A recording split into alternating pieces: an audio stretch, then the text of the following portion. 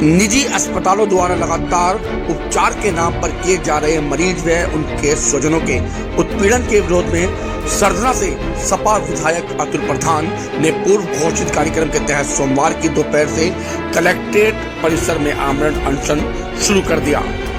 विधायक ने कहा कि निजी अस्पतालों में नियमित निगरानी करने व मानकों का पालन करने और मरीजों के अधिकार दिए जाने की मांग को लेकर आमरण अनशन शुरू कर दिया गया है।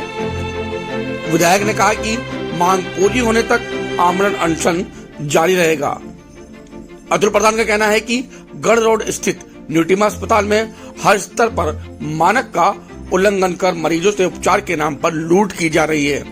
अनशन में विभिन्न संगठनों के तमाम लोग समर्थन देने के लिए अनशन स्थल पर पहुंच रहे हैं।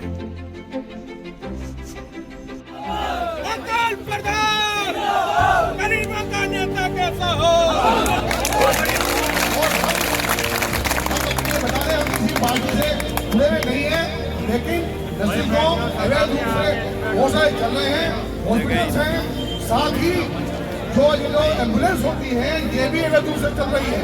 तो हम सब इनका विरोध करते हैं कि जो लूटना मच रही है मन से धन से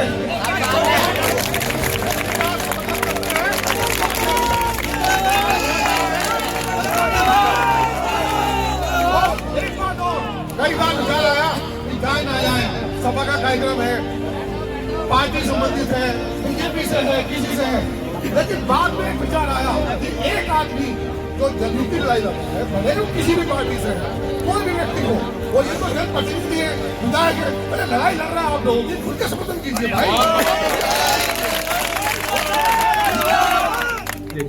ये मुद्दा सिर्फ एक है, जो कमजोर, गरीब, किसान, आम आदमी की जेब पर डाका डाला जा रहा है। एक तरीके से चोरी और लूट की जा रही है प्राइवेट अस्पतालों के नाम पर।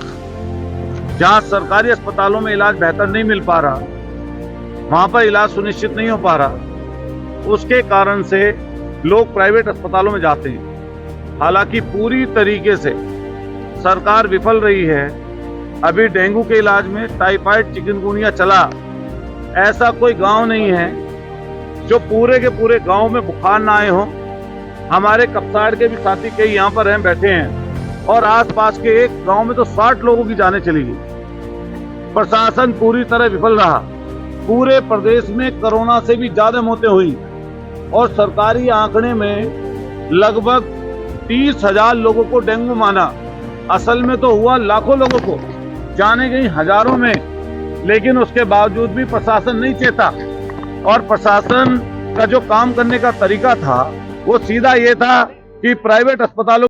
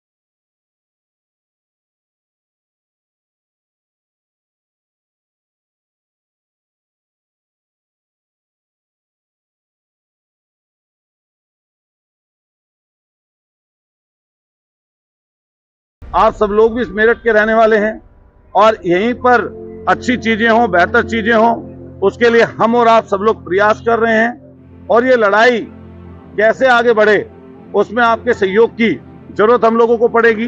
तो मैं आपसे अपनी ईमानदारी, क्योंकि लोकतंत्र में शांतिपूर्वक अपना प्रोटेस्ट करने का अधिकार हम लोगों का है, लेकिन प्रशासन ने मुझे पता चला सुबह ही कि यहाँ पर हम लोग ग्रामीण अंचल के लोगों के लिए पूरी सब्जी बनवा रहे थे, भंडारा, क्योंकि लोग सहयोग करेंगे भंडारा चलेगा, तो उसको प्रशासन के लोगों ने रोक दिया। हम लोगों ने, कई लड़कों ने जो होर्डिंग पोस्टर लगाए उसको उतरवा दिया सरकार के लोगों ने। अभी पता चला कि माइक पर भी पाबंदी लगा रहे हैं। हमने कहा ये अनशन चलेगा, ये आंदोलन चलेगा और जब तक हम में दम है तब तक चलेगा। अच्छा, आपकी एक नर्सिंग होम वर्सेस अतुल प्रधान ने कहा था, उन्होंने आपके खिलाफ रिपोर्ट दर्ज कराई जिसमें आपके खिलाफ चार्जशीट, तो ये पर्सनल से लेकर अब जन देखिए ऐसा है, पर्सनल जब भी कुछ नहीं था। मैं अपने बच्चे का इलाज कराने वहां पर नहीं गया, मैं अपने घर वालों का किसी का अपना इलाज कराने उनसे फ्री में नहीं गया था।